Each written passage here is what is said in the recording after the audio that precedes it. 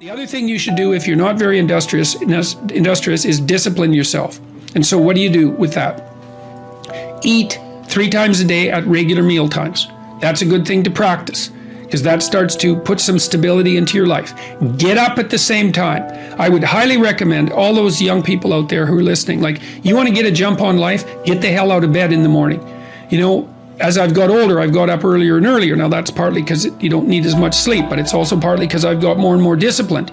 Like, get up early in the morning and get your things done. Man, learn to get up at 6 in the morning and you'll be one deadly creature, especially if you can get to work. You'll have half your damn day done by the time other people haul their sorry asses out of bed. And so that's a massive, massive advantage. Look, Warren Farrell, the author, he outlined data in Why Men Earn More, which is a book I would recommend, by the way, showing that if you work 13% longer hours, you make 40% more money.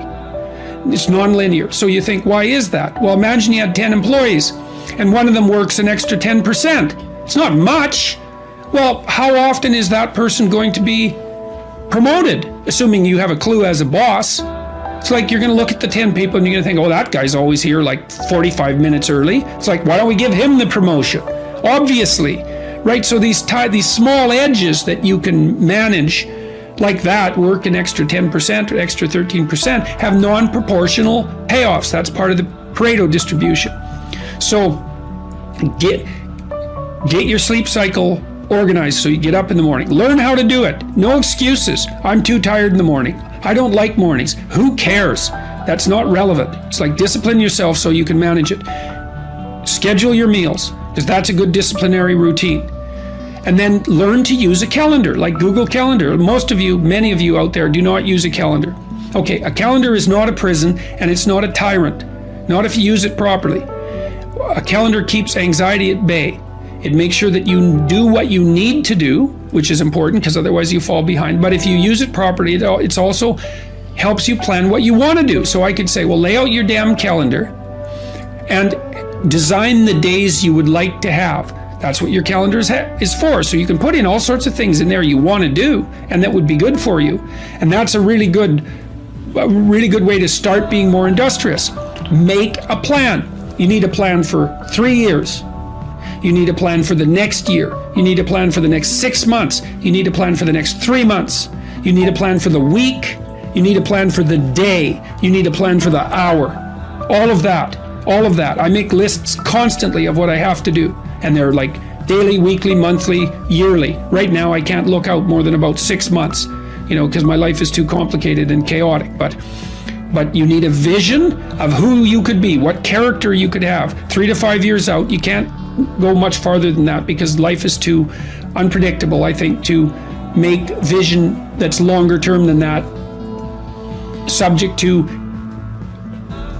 there's too much chance associated with it to spend a lot of time on. Maybe you can stretch it to 5 years, and in rare cases, you can have a 10-year goal, but it has to be pretty low resolution. But you want plans at all those levels of resolution. You want to write the things down. And because what are you going to do? You're going to stumble around and get what you need? You're going to stumble around and be useful to other people? And it's useful to be useful to other people, They want to work with you then. They want to do things with you. They want to have you around. They trust you. They open up opportunities for you. And if you stumble around like you're blind, you're not going to get anywhere. And then you're going to suffer. And then you're going to be bitter. And then you're going to be cruel. So that's hell. That's a bad outcome. Values aren't created, they're discovered. And they're discovered through a consultation with the parts of yourself that you're not conscious of, that you're not fully conscious of, that aren't fully articulated elements of your primary personality. You have to discover what your values are. And you're informed about that, well, partly by other people who will object if your values aren't appropriate, but certainly by a dialogue with yourself and with your conscience. That's a very important thing to know. It's part of the reason why I think that you need to tell the truth, because you're forced to negotiate with yourself to operate properly in the world. And if you've warped yourself, let's say, or some elements of yourself by engaging in self-deception and lies, and you're not now, because of that, you're not who you could be, and you don't live in the world as you should live in it, then when you discuss with yourself what your value should be, it will be as if you're discussing it with someone that you can't trust. And that's not good. Like, you can't afford that. Life is difficult and it contains many pitfalls. And unless you're careful and you sort yourself out properly and you aim high and walk on the straight and narrow path, you don't have a hope of understanding where you should be and at what time when the crisis hits. Part of the question then too is like, are you the friend of your plan, or are you the friend of the thing that disrupts your plan? And I would say you should work to become the friend of the thing that disrupts your plan, because there's a lot of that.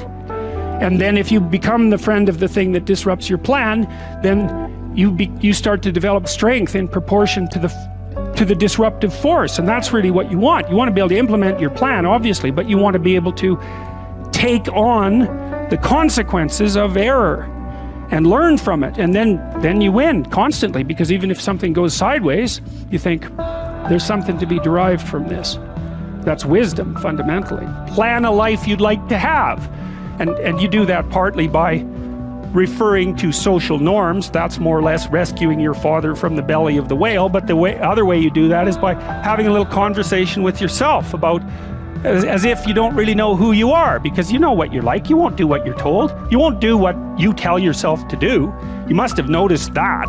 It's like you're a bad employee and a worse boss, and both of those work, for you.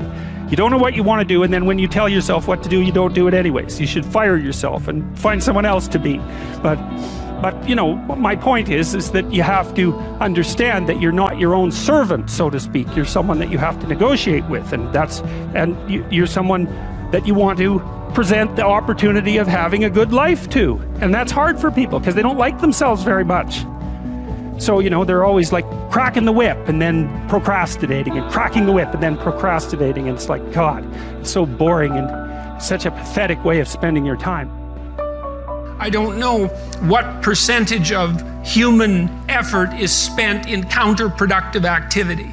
I'm not an absolute cynic about that, but I mean, when I talk to undergraduates, I ask them, how much time do you waste every day by your own reckoning? And it's somewhere between 5 and 8 hours. It's a lot of time. Well, I usually walk the students through an economic analysis of that. I said, well, why don't you value your time at $50 an hour and calculate for yourself just exactly what you're doing to your future by your inability to discipline yourself. It's worth thinking through.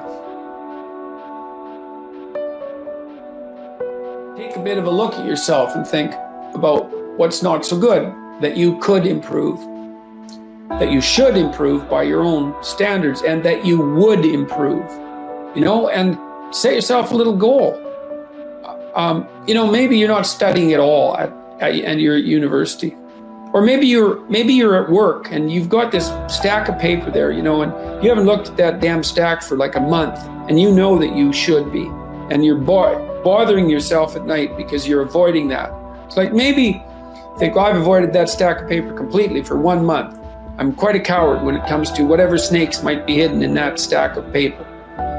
How about tomorrow I just put that stack of paper in front of me on my desk, and I glance through it for 15 seconds. See if I can do that. It's like, well, you set yourself a goal of improvement. It's a humble goal, because really, are you such a coward that the best that you can bloody well manage after a month of avoidance is 15 seconds of exposure to a stack of paper? It could easily be. You've been avoiding it, so you're obviously afraid of it, and so the situation could be that dismal and dire, and you might think, well, geez, it's no balm to my ego. It's not fostering the strength of my ego to recognize in myself someone who could only withstand 15 seconds of exposure to that thing I'm afraid of. And so that's a form of humility too. It's like, there's things you could do to improve, and you know what they are. And there's small steps that you could take, that you might take, that would put you in that direction. And then the question is, are you big enough to take those small steps? Are you capable of grappling with the fact that you're fundamentally flawed to the point where you have to break things down into almost childlike steps in order to manage them? And the answer to that is, yeah, you are.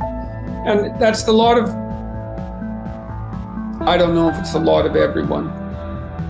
Most people have things they avoid, and they're afraid of. So I would say to some degree, it's the lot of everyone. People vary in the degree to which they've conquered that. And you do meet people from time to time who are extraordinarily disciplined. But most of the time they've got disciplined in exactly this manner. It's through slow incremental improvement. And then you challenge yourself. It's like, well, could I do this? That would be better. And you find out, and then you think, well, is there something slightly larger and more challenging that I could do? That would be better. And you try it and you find out. And as you try it and you find out, generally you get better at it and you can take on larger and larger challenges.